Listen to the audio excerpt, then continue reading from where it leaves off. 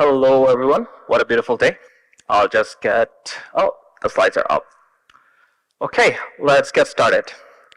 I personally am a big fan of train journeys. I think they're underrated and very often amusing. And I also believe that most of you here have some sort of good memories attached with one. It was one such train journey that helped me realize the true power of empathy and kindness in transforming one's life. It was around May of last year. I was doing a solo trip across UK, and I just onboarded the train to my last destination, Manchester, from Cardiff, Wales. And thanks to the sudden British showers, while I was walking to the Cardiff Central Station from my hotel, I was completely drenched. So I took my sweet time to find a compartment which was least crowded, hoping that I get an empty seat beside me so that I do not completely soak my co-passenger. And after a while of searching, I finally found a compartment which was pretty much empty, and I found that coveted window seat. So as I reached inside my bag to keep my towel inside and take my AirPods out, I just realized that I had completely forgot to charge it overnight. As I was taking my seat, in utter disappointment, just thinking how I am about to spend the next 3.5 hours in this train journey, my attention turned to my co-passenger, a man in his mid to late 60s who was seated right across me. But the most intriguing fact about him was that he had a very old and worn out copy of To Kill a Mockingbird by Harper Lee in his hand. I got curious. I wanted to start a conversation with him. Today, we are going to assume this man's pseudonym to be George. So, after a couple of futile attempts to grab his attention, he was super duper deeply invested in the book. I was finally able to make an eye contact. I smiled. I looked up to him and I said, "That right there is one of my most favorite books, sir." His eyes sparkled. He replied, "A true classic, never gets old, just like me." I was amused by his sense of humor as well. I wanted to carry on the conversation. I wanted to learn more about his background. So, it turns out that Mr. George had served as a janitor in a foster home in England for many, many years. He took great pride in this role because it helped him create meaningful connections with the children in the foster home and make a positive impact in their lives. As he opened up to me, he told me the story of Emily, which, by the way, is another pseudonym for today. Emily was a young girl from Southampton who came to the foster home after her parents tragically passed away at a very young age. According to George's descriptions, Emily was timid, she was quiet, and she rarely spoke to others. As a result, she spent most of the time in the foster home, keeping to herself and not mingling with the other kids too much. But Emily had an innate talent of playing the piano. She would diligently practice on an old, out-of-tune instrument that was forever ignored in the common hall of the foster home. Apparently, none of Emily's parents had any sort of background in music. She was just purely gifted and completely self-taught. Every morning, as George would sweep and clean the floors, he would stand and listen to Emily's music with keen interest. He would often even chat with Emily and encourage her to pursue her passion. Once George told her, "Emily, my dear, you have the power to create art with your music, just like Van Gogh did with his brush." George's constant encouragement helped Emily pursue her dreams. He even helped her secure a scholarship in one of the most prestigious music schools in UK, the Royal Academy of Music in London. Over time, Emily became one of the most renowned young pianists in the country. Her name graced the concert halls, made newspaper headlines. While I was having this conversation with George, I completely lost track of time. I did not even realize when we arrived at the Manchester Piccadilly station. Thank God it was the last stop. But George's impact on Emily's life left me really motivated. I realized that it's not about the fancy titles or the glamour and the glitz. Sometimes, all it takes is a humble janitor to sweep away the dust to uncover a hidden gem. Okay, I guess it's time to get a little bit personal. Firstly, thanks to Veronica for the kind and sweet introduction. But now I'm about to give you a little bit of background about myself and the untold story of my struggles with learning in my early days. So I come from Bangladesh, a small but beautiful country on the other side of the world. It has an exactly 12-hour time difference with Edmonton and Calgary. I was born and raised in a very desi household. The cultural and moral values that we practiced was very similar to that of India, Pakistan, Nepal, and the other countries in the subcontinent.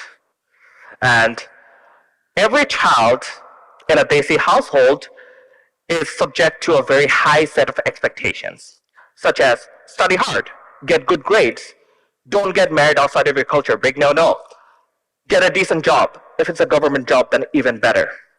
The expectations that my parents had from me was no different. They just wanted me to get good grades, get into some top schools, and make the family proud. But I guess it's safe to say that my parents' expectations and the reality were far apart. In my early days, in my childhood, I struggled with ADHD. Yet, I was never officially diagnosed with it because back in my days, it was pretty much non-existent in the society to acknowledge that a kid could have some sort of learning disorder. So during my days in elementary school, I struggled a lot. I struggled with my coursework, I struggled to focus on my homework, etc., etc. My grades kept deteriorating, and I remember that back in grade 2, I ranked 17th out of 18 kids in the class. And that too, because the kid who placed 18th missed a couple of exams because he had to visit his father in Saudi Arabia. Another fact that we have to constantly deal with growing up in a Desi household is being continuously compared with the other kids, namely the brilliant ones within our parents' networks. I've heard so many stories about a neighbor's kid who ranked first or a distant cousin who made it into medical school.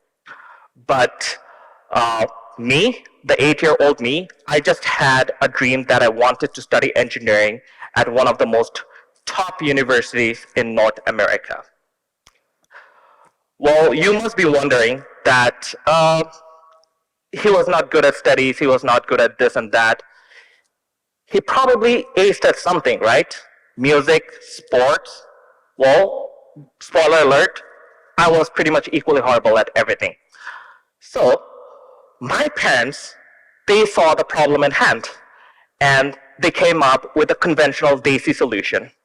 And that was to enroll me into additional coaching classes and hire as many tutors that could fit in my schedule. They basically just wanted to brute force all the mathematics and the science into this kid's brain. So, as expected, it did not work out. It was not supposed to work out because the problem was not that I did not study enough. The problem was that I just needed to study differently.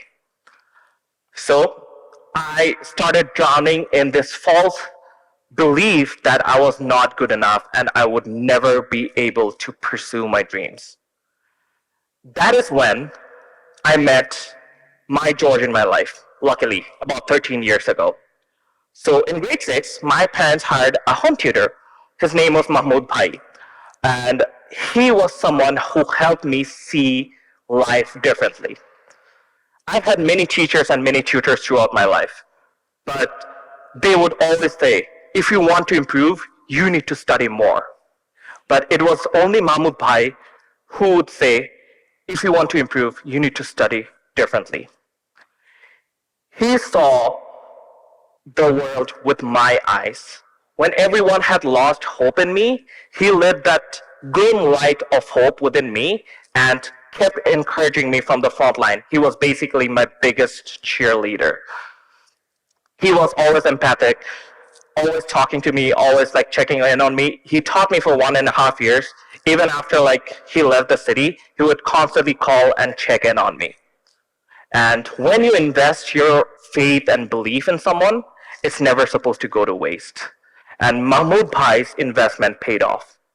The most substandard student that he ever inherited, who basically had no future, 10 years later went on to get admission offers from some of the most prestigious research universities in North America, including the University of Alberta. Okay, as part 3 of my TED Talk today, I am about to go into a real life story which holds a curious resemblance to the successful journey of Emily becoming a pianist. Well, if you're seeing the slides, you guessed it right. We are about to dive into the incredible story arc of Peter Parker becoming the friendly neighborhood Spider-Man. But firstly, apologies to all the Tom Holland and Andrew Garfield fans out here. I know that those movies are equally brilliant on its own, but today we are going to focus on the 2002 Spider-Man movie, which starred Tobey Maguire. I personally have seen this movie countless times, but it wasn't until that conversation in the train with George that I discovered the hidden message that the directors always wanted to say, that they always wanted to unveil. So, Peter Parker, a high school student in New York, he was raised by his loving Uncle Ben and Aunt May after his parents passed away. He was brilliant. He was passionate about science. But unfortunately, due to his introverted nature and unique interests, he was a very easy target to be ridiculed. He was constantly bullied at school. He was a proper example of a misfit. But one day, his life changed forever. He was bitten by a genetically modified spider, which helped him gain some extraordinary abilities, such as super strength, agility, the power to cling to walls. But it wasn't the spider that made him the hero that we know as Spider-Man today. Well, we have numerous examples of other people, some characters from the same franchise, such as Dr. Otto Octavius or Electro, who gained some form of superpowers, but chose to be world-class villains. What stopped Peter Parker from following the same path? What stopped Peter Parker from robbing banks and stealing people's properties using his Spidey powers? It was always and always the values that were installed in him, the values of empathy, morality, and kindness that he was taught while he was growing up by Uncle Ben and Aunt May here, that stopped him from doing that. The values of compassion that was installed in him when he was growing up guided his actions and his decisions. In fact, when Peter first discovered his powers, he actually wanted to selfishly use them for his own personal gains. But the words of wisdom from his late Uncle Ben, with great power comes great responsibility, always struck in his brain, and it helped him become the hero that he is today. Peter himself was also a very empathetic person. He would take the time to connect with the people that he saved or the people that he fought just to understand their stories and their emotions. Empathy, the capacity to feel and understand others' emotions, is often perceived as a mere human quality. Yet, I believe that it goes way beyond that. It is the key that possesses the power to impact someone's life profoundly. Empathy is not just about understanding someone's pains and sufferings, but also celebrating their happiness and achievements. And this goes way beyond any cultural, religious, societal, or any sort of language barriers.